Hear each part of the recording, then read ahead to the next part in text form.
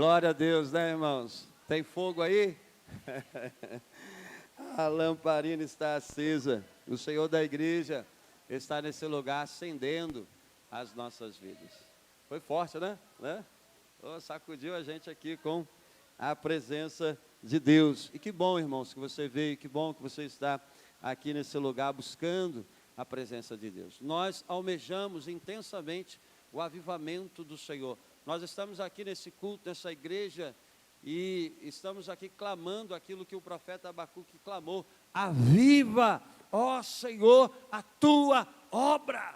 No decorrer dos anos, a notifica, a torna conhecida. E é isso que nós estamos fazendo aqui nesse lugar, buscando a face do nosso Senhor, para que o Senhor faça o reflorescimento desta igreja. Amém, irmãos? Deus está movendo aqui nesse lugar. Olha, ontem nós tivemos ali no nosso evangelismo de rua, nós entendemos que nós não queremos, presbítero Jorge, ser uma igreja paredex. O que é uma igreja paredex, irmãos? É a igreja que está presa em 4 paredes. Nós não somos igreja nesse lugar para ficar presa dentro dessas 4 paredes. Somos igreja aqui no templo, somos igreja nos lares e também queremos ser igreja na rua. Por isso, estávamos lá fazendo aquele trabalho. Jorge estava lá representando o departamento dos homens na igreja do pastor Pedro. Enfim, nós estamos trabalhando e fazendo a obra de Deus. E o Senhor está honrando o trabalho dele neste lugar. E domingo, irmãos, nosso domingo aqui tem sido maravilhoso, porque nós já começamos aqui 8 horas da manhã em oração, buscando a presença de Deus. Passamos um momento de estudo da palavra, de comunhão entre os irmãos, e o nosso primeiro culto de celebração, domingo, o Senhor tem operado grandemente nesse lugar. E agora estamos aqui para fechar o nosso domingo com chave de ouro, na presença do nosso Deus. Deus tem uma palavra aqui, irmãos, para você e para mim nessa noite. Mas antes, vamos orar pelas nossas crianças, bem? Vamos trazer as nossas crianças aqui e vamos orar por elas também. Está aí o Isaac, está aí o Lorenzo, Micael. Em nome de Jesus. Estenda suas mãos para cá, por favor. Vamos orar pela vida, então, das nossas crianças. Senhor, estamos aqui diante da tua face. E nesse momento, Senhor, queremos apresentar a Ti as nossas crianças. Que a Tua boa mão seja estendida sobre elas. Use as tias, as professoras, Senhor. Estarão ali com carinho, com amor, cuidando das nossas crianças. Esse ministério nós sabemos que é um grande desafio e pedimos que o Senhor envie mais e mais cooperadores, voluntários para estarem cuidando das nossas crianças, que é de fato o futuro, Senhor, da sua igreja. Abençoe a vida das nossas crianças, ilumine a vida delas, que esse trabalho prospere para a glória do teu santo nome. Amém, Jesus. Então as nossas crianças estão liberadas.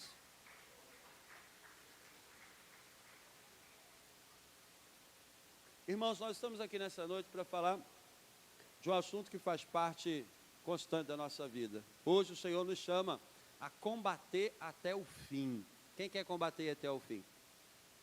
Olha, nós não somos e nunca seremos aqui nessa terra ex-combatentes. Isso não acontece e não pode acontecer na nossa vida, porque na medida que o Senhor nos chamou para fazer parte desse reino, nós queremos combater até o fim. E queremos ir até as últimas consequências, porque a gente sabe que é Deus que garante nos dar força para a gente ir até o fim. E hoje a gente vai aprender sobre esse assunto, combatendo até o fim, com base na vida daquele que combateu até o fim e pôde deixar para a gente um exemplo a ser seguido aqui na palavra de Deus. Abra sua Bíblia, por favor, segunda carta de Paulo a Timóteo, no capítulo 4, a partir do verso 6.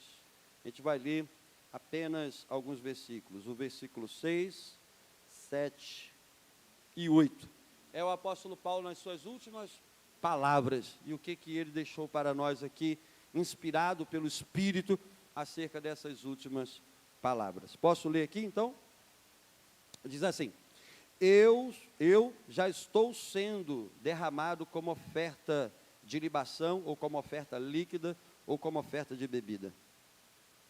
Está próximo o tempo da minha partida. Combati o bom combate. terminei a carreira, guardei a fé. Agora me está reservada a coroa da justiça, que o Senhor, justo juiz, me dará naquele dia. E não somente a mim, mas também a todos os que amam a sua vinda. Senhor, essa é a sua palavra, e nesse instante pedimos ao teu Santo Espírito para nos iluminar e nos capacitar a fazer a exposição da sua palavra. Como Paulo, Senhor, e como seus apóstolos, e como os servos que nos precederam, nós queremos combater até o fim, e o Senhor nos dá todas as ferramentas. No Senhor nós temos todo o arsenal para ir até o fim e vivenciar aquilo que o apóstolo Paulo pôde vivenciar no Senhor. Abençoe a nossa vida aqui, Senhor, na transmissão da sua palavra. Em nome de Jesus. Amém. Irmãos, o capítulo 4 de Timóteo, 2 Timóteo, são as últimas palavras do apóstolo Paulo. Aqui está alguém que sabe que vai partir. Na primeira vez que ele esteve preso em Roma, ele está aqui quando ele escreve essa carta para Timóteo. Timóteo está pastoreando a igreja de Éfeso. E à frente da igreja de Éfeso, Timóteo precisava de um manual para que ele pudesse conduzir com excelência a casa de Deus. O apóstolo Paulo reconhece a casa de Deus como coluna e firmeza da verdade. E ele deixou Timóteo lá, um jovem pastor, para cuidar daquela igreja, para cuidar daquele rebanho. Então ele escreve 2 cartas a Timóteo, ensinando a Timóteo como conduzir a casa de Deus. Paulo tinha um comprometimento muito grande com o reino de Deus, com a casa de Deus e com a igreja do Senhor. E ele, sabendo que Timóteo é um jovem pastor, ele queria orientar, passar as experiências, passar os conselhos, os ensinamentos, para que Timóteo pudesse fazer um pastorado de excelência à frente da igreja de Éfeso.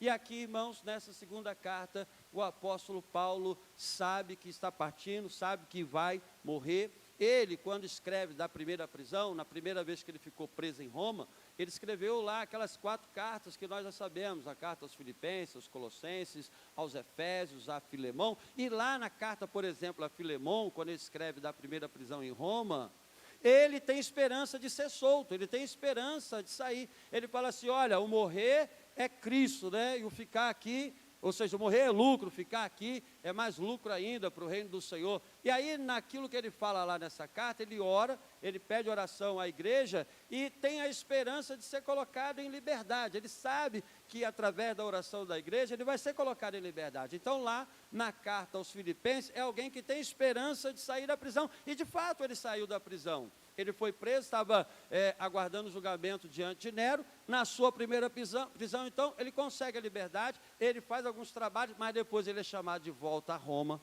é detido novamente, e dessa vez o apóstolo Paulo sabe que não tem mais saída. Dessa vez o apóstolo Paulo sabe que é o momento final da sua vida, acabou a sua trajetória, acabou a sua carreira, acabou o seu ministério. Ele sabe que a partir de agora não vai ter mais liberação, não vai ter mais soltura. E ele declara isso para a gente aqui, nesse texto que nós lemos. Como que o apóstolo Paulo começa o versículo 6? Olha o que diz aí, o verso 6 desse texto. Eu já estou sendo derramado como oferta de libação. E o que é isso, irmãos? No sacrifício para Deus, no Antigo Testamento, existia a oferta de sacrifício. O que era a oferta de sacrifício?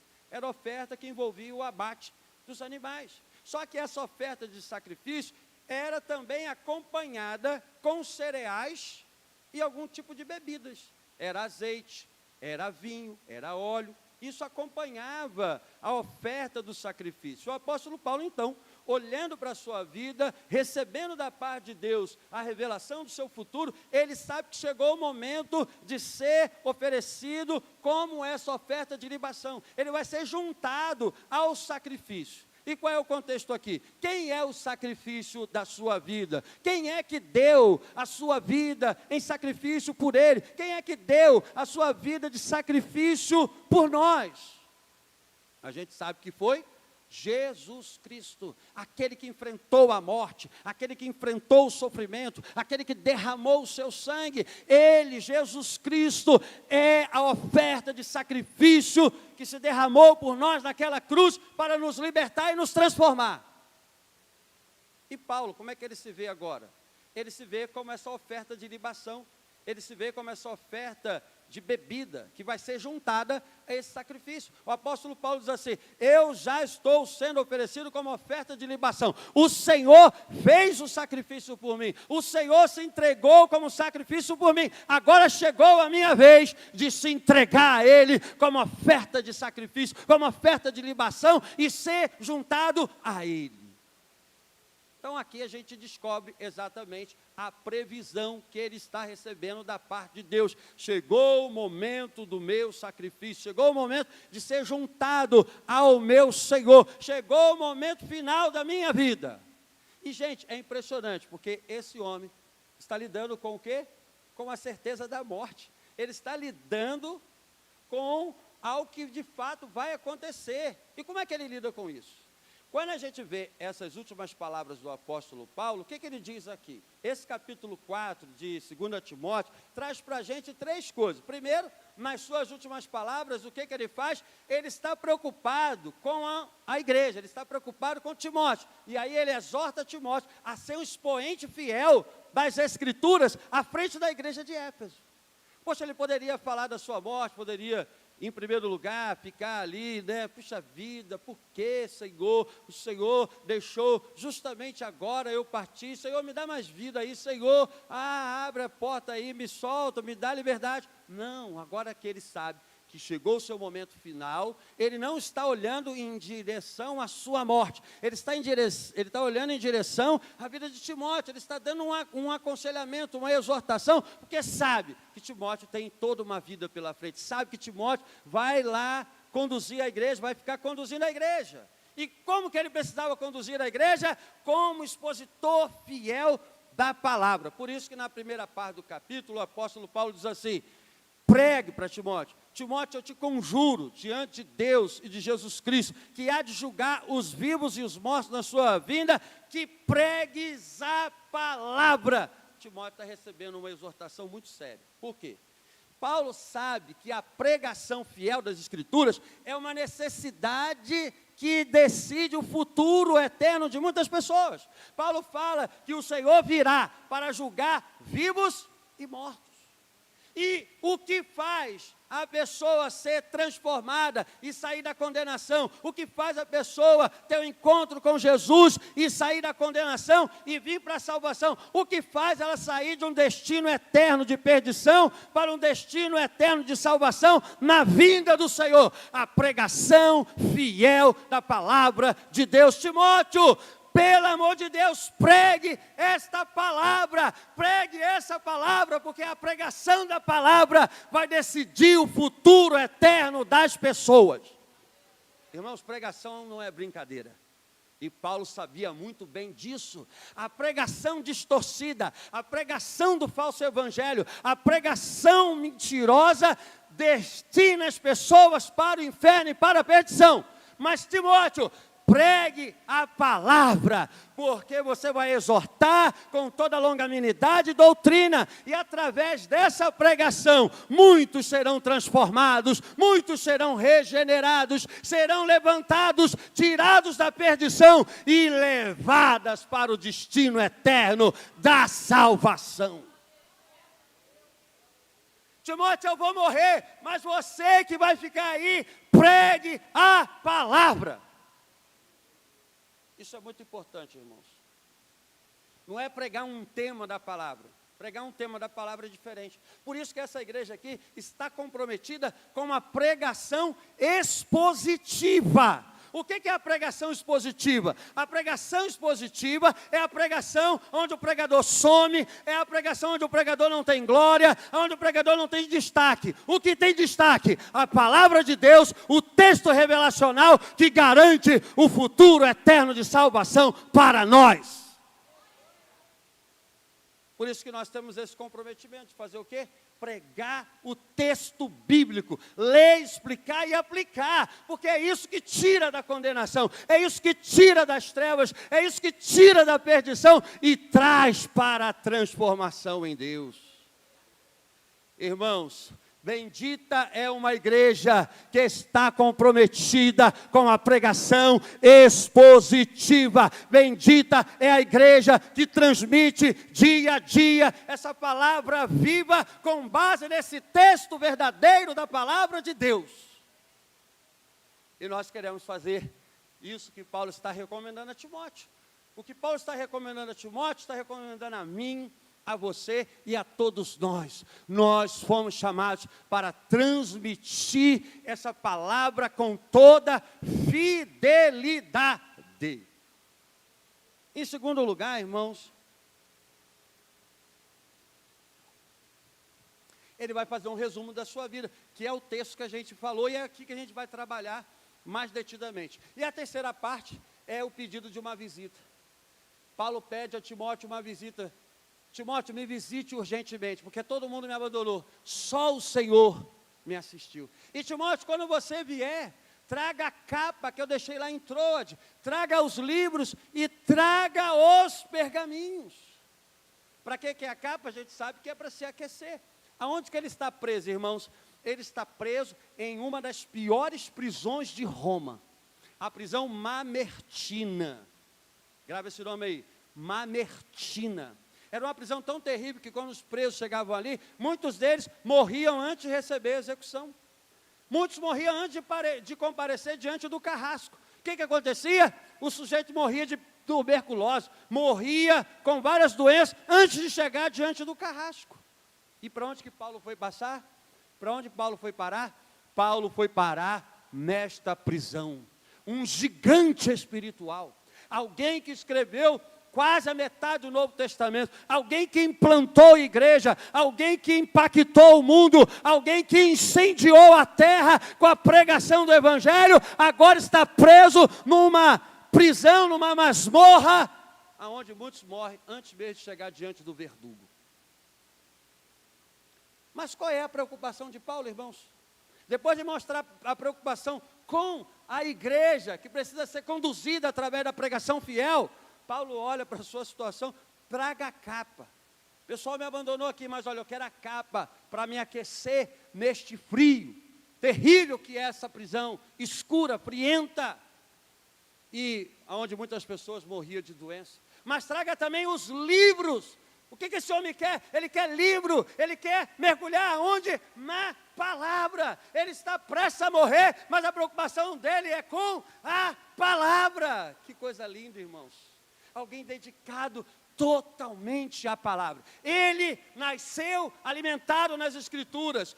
O seu discípulo na fé, Timóteo, também cresceu alimentado nas Escrituras. Era alguém que tinha o prazer constante em relação às Escrituras. A minha sentença vai sair, eu estou condenado à morte, mas eu quero mais da palavra de Deus na minha vida. E a gente, irmãos, com tanto tempo de estudar a palavra de Deus, às vezes eu fico com vergonha de nós, da nossa geração. Não estou dizendo de vocês não, tá? Da nossa geração. Porque Paulo só tinha lá os livros. E Bíblia na época dele era cara, porque não era assim juntada como nós temos não. Eram os rolos separados. Só tinha o rolo da Bíblia, os livros da Bíblia. Para você, por exemplo, ter um livro de Isaías na mão, era uma nota violenta, que era um dos textos mais extensos. Para você ter, por exemplo, o livro do profeta Obadias, era pequenininho, era mais baratinho. Ter uma Bíblia, ter um rolo naquela época, era muito caro. E hoje não, a gente tem vários tipos de Bíblia, NVI, Almeida, Corrigida, a Bíblia da mulher, a Bíblia do homem, a Bíblia da prosperidade, a Bíblia de tudo. Temos livros, temos internet, temos estudos direto, gratuito dos seminários, no YouTube, temos tudo.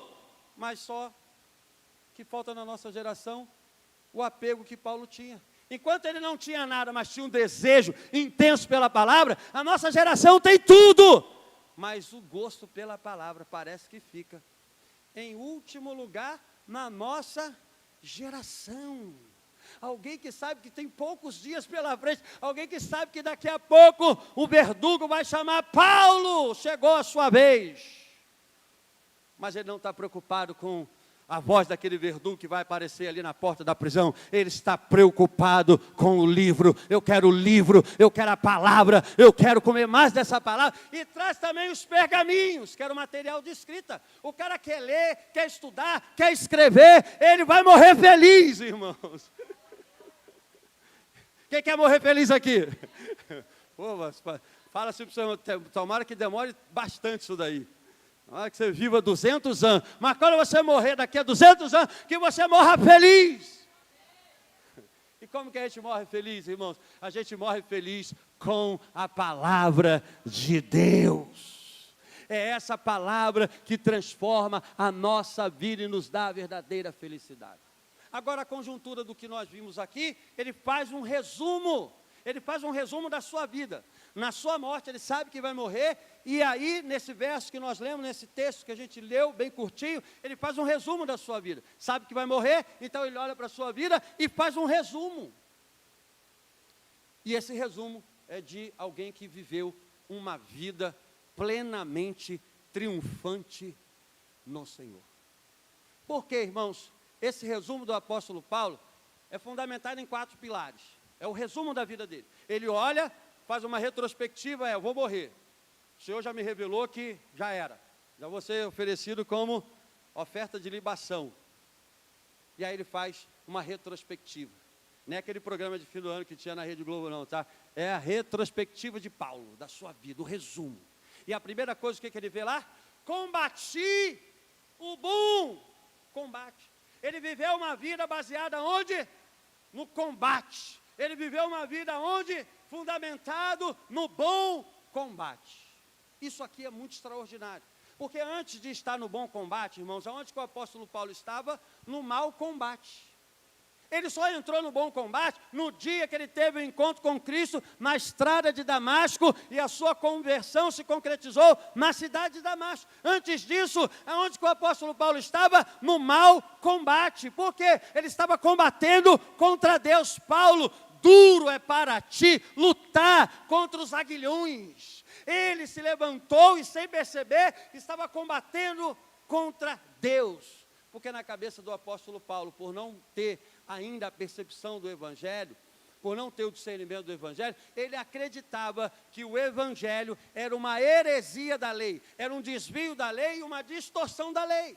Então ele se levanta para combater o Evangelho e acabar com aquilo que ele chamava de seita dos nazarenos. Nós precisamos acabar com essa seita dos nazarenos que está se proliferando por Jerusalém e pelas cidades por aí afora. Nós precisamos acabar e destruir com essa seita, porque está destruindo com a lei do Senhor. E aí ele pede cartas para ir lá para a igreja de Damasco, perseguir a igreja, e no meio do caminho, aquele que ele estava perseguindo, apareceu para ele numa luz gloriosa. Ele caiu diante do Senhor, e aquele que estava perseguindo a igreja, vai provar o poder do Senhor da igreja, e prostrado no chão ele pergunta: Senhor, quem és tu? É o Senhor da igreja que chegou para proteger a igreja, é o Senhor da igreja que chegou para transformar a vida de um perseguidor da igreja. Aquilo ali era o fim de Paulo no mau combate e o início da carreira de Paulo no bom combate. E qual é o bom combate, irmãos? É o combate pelo Evangelho, é o combate pelo reino de Deus, é o combate pela palavra de Deus. Quem está nesse bom combate aí? Como que Paulo define esse combate, irmãos? Esse combate não é ruim. Combati, que tipo de combate? Bom. Olha, se Paulo olhasse para os resultados desse combate, ele poderia oscilar. É combate bom, mas às vezes o combate é ruim. Porque os resultados desse combate tinha momentos de glória, que ele fundava a igreja, que curava paralítico, que ressuscitava pessoas. Mas tinha momentos que ele tinha que fugir, correr, naufragar, ser traído e ser perseguido. Se ele olha para os resultados desse combate, ele falava assim: olha, combati o combate que às vezes é bom, mas também é ruim. Porque, puxa vida, eu estou sofrendo a beça por esse combate. Paulo não olhou para o resultado, para as consequências desse combate. Ele olha para a essência desse combate. Ele olha para a motivação desse combate. E qual é a motivação desse combate? Eu não estou combatendo por mim, pelas minhas opiniões. Eu estou combatendo por Jesus, pelo Evangelho, pelo reino de Deus e pela glória de Deus. E sabe o que isso significa? Combater por famílias, combater por sua família, combater por sua vida, combater pelo seu bairro, combater pela sua cidade, combater pelo seu país, para que vidas sejam libertas, transformadas e alcancem a salvação no Senhor. Esse combate é bom, porque é por uma boa causa, é por vidas, é pelo Evangelho e é pela transformação de vida. Irmãos, quando você olha para a motivação desse combate, até na doença você encontra alegria. Quando você olha para a motivação desse combate, até na perseguição você encontra alegria. Paulo foi para a cidade de Listra, pregou, fez um grande avivamento ali, o pessoal falou: "Ih, os deuses baixaram entre nós, vamos adorar esse cara." Pelo amor de Deus, não faça isso, eu vim aqui justamente para que vocês se convertam dessa idolatria. E aí chegou o pessoal contra Paulo, começou a caluniar Paulo lá na cidade de Listra. O que aconteceu? O pessoal pegou pedra, apedrejou Paulo, deixou Paulo como morto ali e foi embora. Pouco tempo depois, Paulo se levanta, sacode a poeira e marcha para continuar o seu bom combate. O que faz ele fazer isso, irmãos? A motivação, a causa desse combate. Olha para a causa desse combate. Quando você é perseguido, quando você fica adoecido, quando você enfrenta as contrariedades da vida, os pesos da vida, olhe para a causa do seu combate. Nós estamos combatendo pelo Evangelho. E mesmo que você sinta dor, naufrágio, doença e perseguição, esse combate sempre será bom. Combati o bom combate. Cadê os combatentes de Cristo aqui nessa noite? Agora a gente precisa fazer o que o apóstolo Paulo fez. Porque ele está olhando para a natureza desse combate. Ele está olhando para o qualificativo desse combate. Mas o que ele está dizendo? Combati o bom combate. Essa é a grande realidade que a gente vivencia hoje. Pastor, eu até acredito mesmo que o senhor está falando a verdade mesmo. Esse combate é bom e é até bonito mesmo. Me encantei com essa história de Paulo. Mas, meus irmãos, a gente se encantar com a história de Paulo, a gente vê filme da história de Paulo, a gente vê como que aconteceu o combate dele, é muito lindo. Mas a realidade é, você e eu estamos combatendo. Se Paulo não tivesse feito isso, irmãos, ele ia terminar a sua vida de maneira amarga. Sabe como é que seria o início dessa frase? Fugi do bom combate. Fiquei com a carreira pela metade. Estou até na fé mais amargurado. Olha o que ele diz, irmãos. Combati. Ele efetivou, ele enfrentou o bom combate. Eu não vou correr, eu não vou largar, eu não vou virar as costas. Eu vou combater. Pelo amor de Deus, irmãos, vamos combater em nome de Jesus? É hora da igreja de Cristo receber um despertamento, um avivamento para combater como um soldado valente e guerreiro do Senhor. Às vezes a gente vai estar até na desvantagem como Gideão, só tem 300 soldados, mas é suficiente para fazer o bom combate, porque o maior guerreiro está conosco, Jeová Sabaoth, o Senhor da nossa guerra. Às vezes eu converso com algumas pessoas, pastor, está difícil, eu sei que está difícil, para mim também está difícil. Eu sei que você está difícil, mas para mim também. Mas eu não vou olhar para trás, irmãos. Eu não vou arredar o pé desse combate. Às vezes nas minhas crises espirituais, nas noites escuras da minha alma, eu falo para Deus assim, Senhor, pode estar tudo contrário a mim, mas eu quero morrer atirando. Eu não quero largar, o Senhor vai me dar força para eu ir até o fim. Porque se eu olhar para as minhas contradições, irmãos, para as minhas dores e para as minhas lutas, eu entregaria esse microfone, entregaria essa igreja, ficaria dentro de casa vivendo as minhas amarguras. E você também. Nós não fomos chamados para teorizar o combate. Nós não fomos chamados para romantizar o combate. Nós fomos chamados para arregaçar a manga e combater o bom combate. É algo efetivo, concreto, real. O Senhor está aqui para combater, irmãos, ao nosso lado. Ele é o nosso guerreiro, Ele é o nosso Senhor valente da batalha. Eu cresci, irmãos, ouvindo aquele hino da harpa da Assembleia de Deus. Os guerreiros se preparam para a grande luta. É Jesus o capitão que avante. É isso aí, irmãos. E essa semente fica no nosso coração, porque esses louvores antigos, vem às vezes a mensagem na nossa cabeça falando assim: continua nesse combate, porque eu, o Senhor, estou na frente. Paulo naufragou, Paulo foi traído, perseguido, decepções em muitas ocasiões, mas esse homem pôde declarar na concretude da sua vida: eu combati o bom combate. Eu estou na final da vida, mas eu não deixei o combate para trás, eu não negligenciei o combate, eu não adiei o combate, eu fui até o fim nesse combate.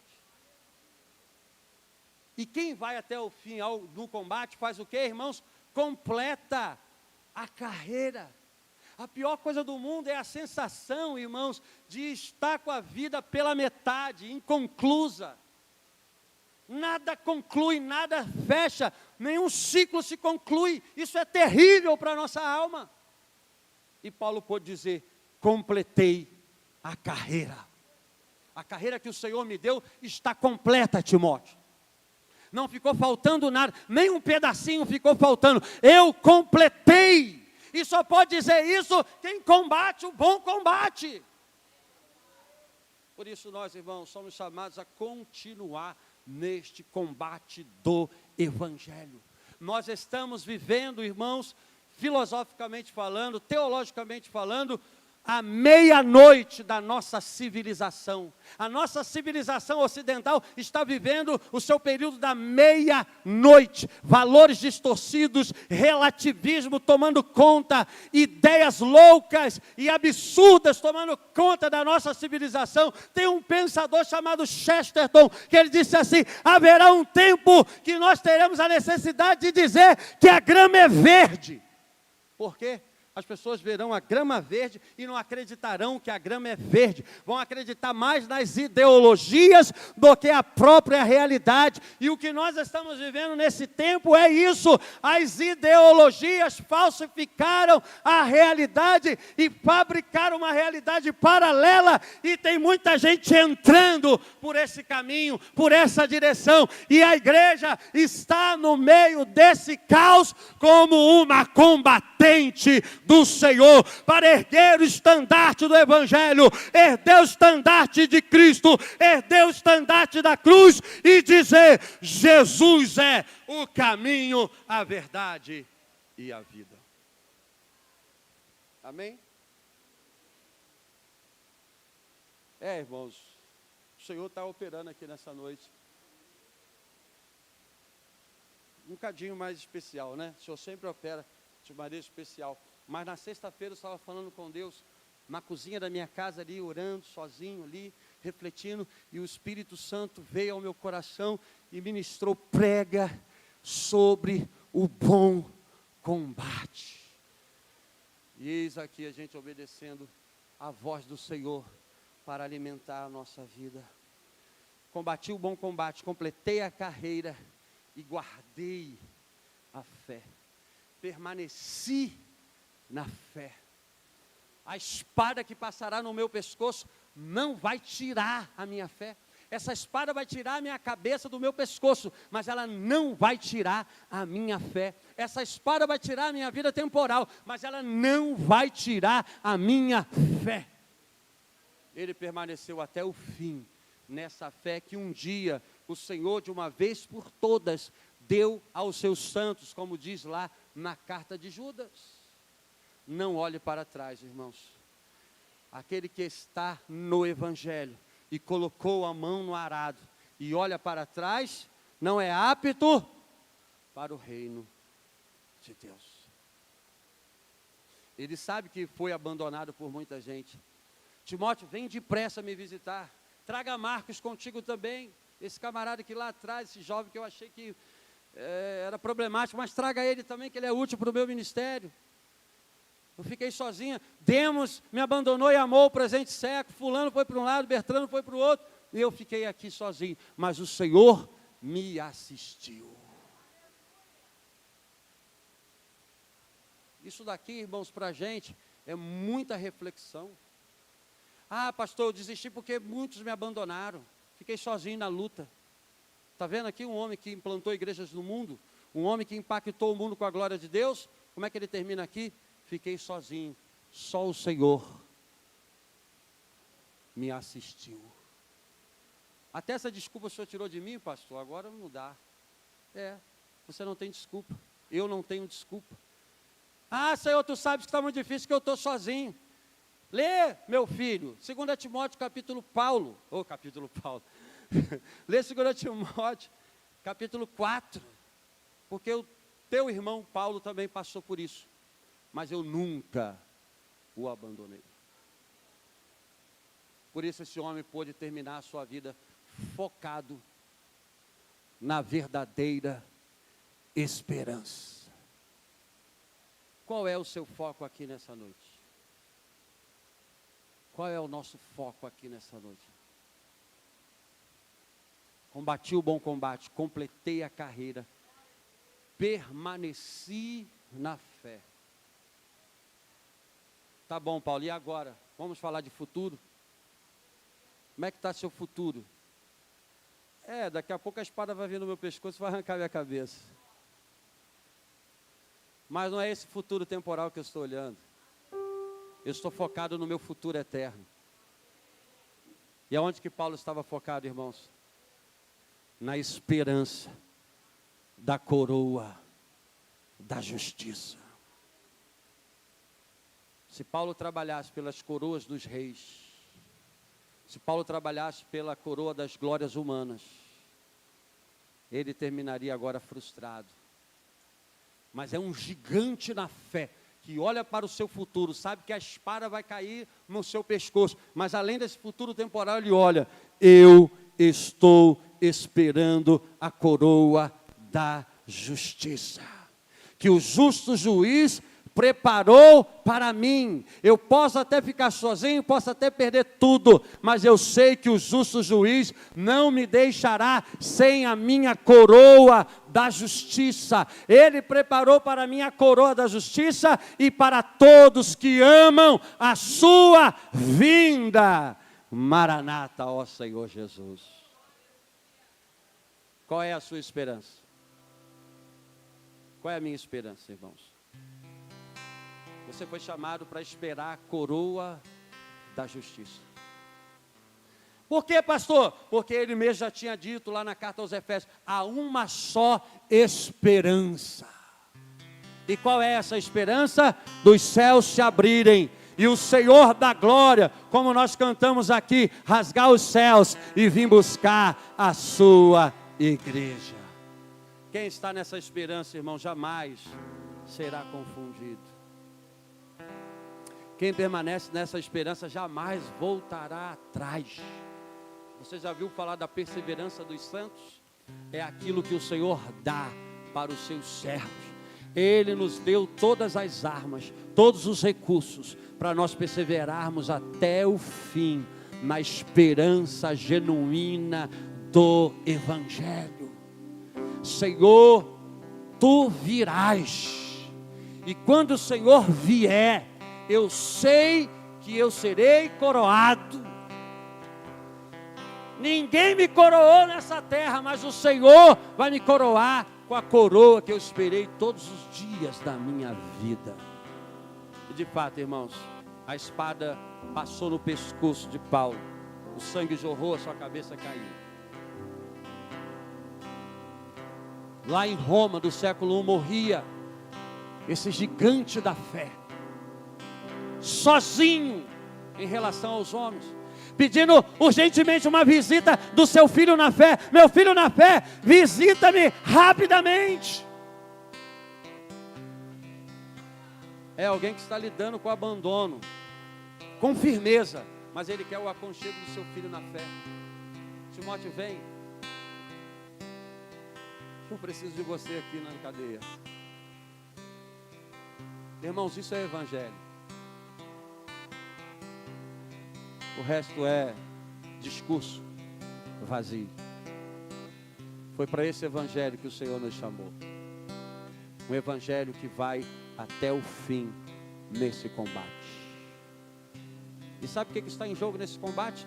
A sua vida, a vida da sua família, a vida dos seus amigos, dos seus vizinhos, a vida da sua comunidade ao seu redor, que te conhece, que se relaciona com você todos os dias. Aquelas pessoas que você encontra na escola, no trabalho, no mercado, na academia, na rua.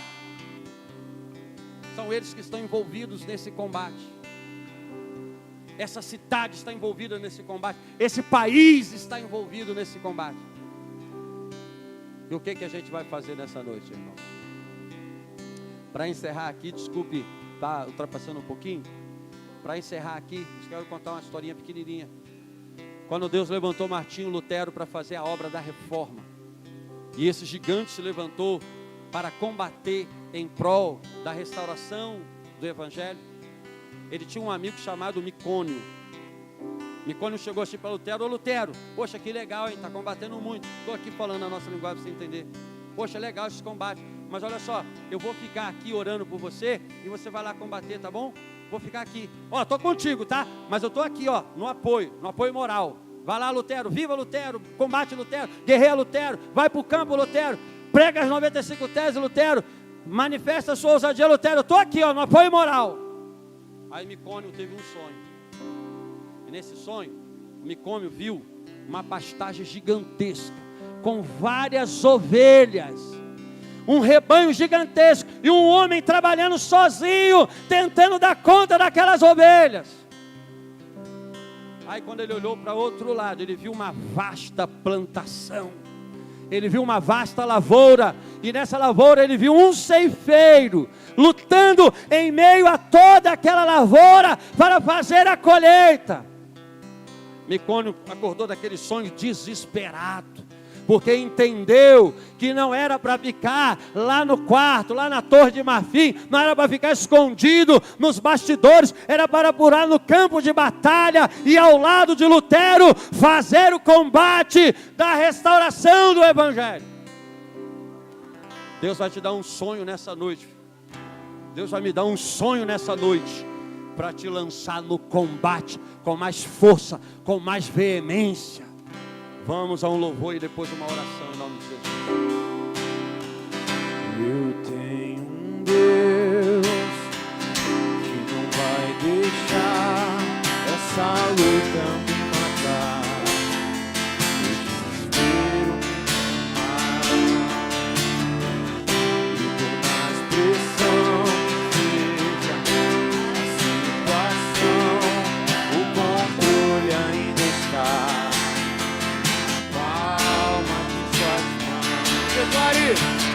O choro dura uma noite, mas a alegria ela vem pela manhã. Eu creio.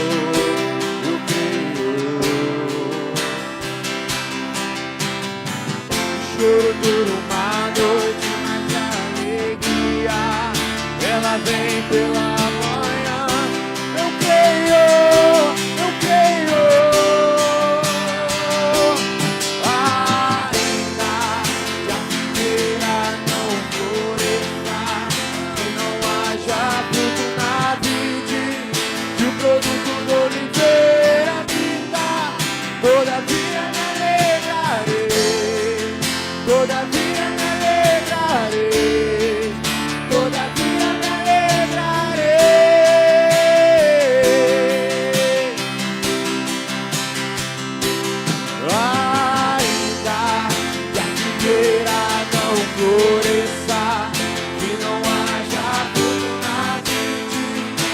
produto da oliveira me dá, todavia me alegrarei, todavia me alegrarei,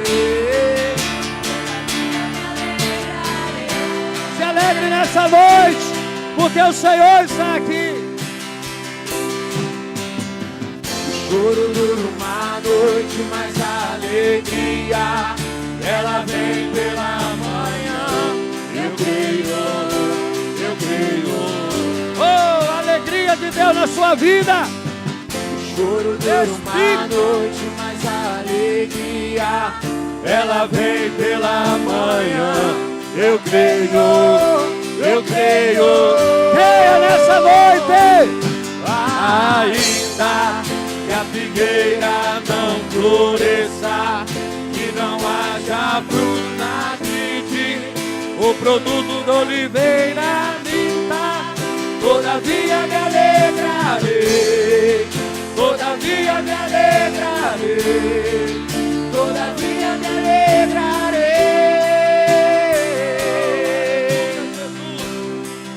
Aleluia. Aleluia. Vamos orar, irmãos. Se você quer renovar a sua alegria e quiser vir aqui na frente, é a oportunidade que nós temos nessa noite. Se você quer que Deus te dê esse sonho, como deu a Micômio, para você renovar as suas forças e partir para o campo de batalha, é a oportunidade também que você tem para dar um passo de ousadia diante do Senhor.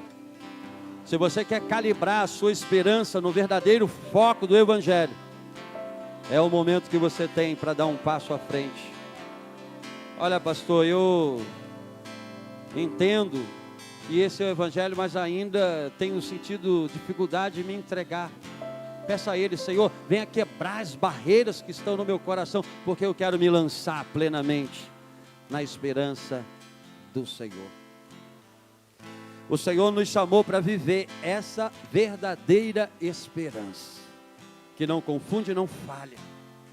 Se você ainda não assumiu essa aliança com Cristo, peça a Ele, Senhor, coloque isso no meu coração, eu quero assumir essa aliança. Não deixa a timidez, não deixa a vergonha te paralisar.